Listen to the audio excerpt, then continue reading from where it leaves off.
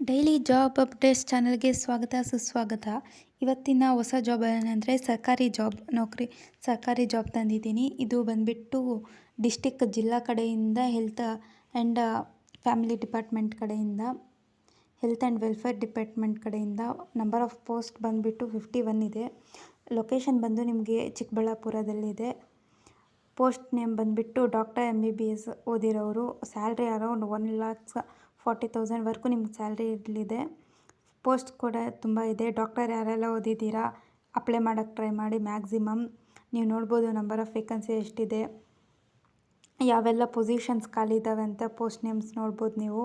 And next 10th 12th ಮಾಡಿರೋರು ಕೂಡ ಏನೋ ಸಮ್ ಕೊಟ್ಟಿದ್ದಾರೆ. ಡಿಪ್ಲೊಮಾ ಗ್ರಾಜ್ಯುಯೇಟ್ಸ್ ಇವರೆಲ್ಲ ಕೂಡ ನೀವು ಕೂಡ ನೋಡಿ, ಮೇ ಬಿ ಅವರು ಮೆನ್ಷನ್ ಮಾಡಿದ್ದಾರೆ.